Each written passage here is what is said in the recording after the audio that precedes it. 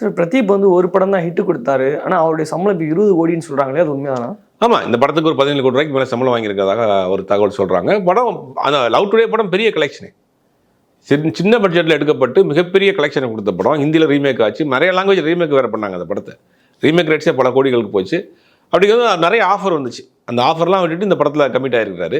ஒரு பெரிய அளவு சம்பளம் கொடுக்கப்பட்டிருக்கு. சார் சமீப காலத்தில் வந்து இப்போ ரொம்ப வேகமாக வளர்ந்துட்டு வர நடிகர் வந்து பிரதீப் ரங்கநாதன் தான். அவருடைய வளர்ச்சி வந்து மற்றவங்க பயத்தை ஏற்படுத்துதா? இல்லை, பிரதீப் ரங்கநாதன் மட்டும் சொல்ல முடியாது. மணிகண்டனுடைய வளர்ச்சியெல்லாம் பார்த்தீங்கன்னா நம்ம ஸ்லோவான க்ரோத்தாக இருக்குது. அழகான கதைகள் தேர்ந்தெடுக்கிறார், சின்ன பட்ஜெட் பண்ணுறாரு. மணிகண்டன் நினச்சா எனக்கு பெரிய பெரிய படத்தில் கமிட் ஆகிருக்கலாம். ஆனால் என்ன பண்ணுறாருன்னா கதை ஓரியன்டாக புது ஆட்களுக்கு வாய்ப்பு கொடுக்குறாரு. அந்த புது டீமோட ஃபாலோ பண்ணுறாரு, ட்ராவல் பண்ணுறாரு, அவங்க அவருக்குண்டான ஸ்பேஸ் எடுத்துக்கிறாரு. அது வந்து ஸ்லோவான க்ரோத், ரொம்ப நாளைக்கு நினச்சி நிற்கும். தனக்கான ஒரு இண்டிவிஜுவாலிட்டியை கிரியேட் பண்ணிக்காரு. ஆனால் பிரதீப் ரங்கநாதன் வந்து ஆல்ரெடி லவ் டுடே வந்து கிட்டத்தட்ட 1 வருஷத்துக்கு 1.5 வருஷத்துக்கு மேலே ஆகுது, 2 வருஷம் ஆக போகுது. இந்த 2 வருஷம் கேப்பில் அவர் ஒரு படம் தானே வந்திருக்கு. டக்குன்னு படங்களை கமிட் பண்ணிக்கிற மாட்டேங்கிறாரு.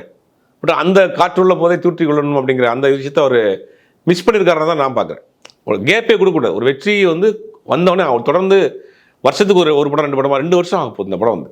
அப்படிங்கும்போது அதுவே ஒரு பெரிய கேப் தானே.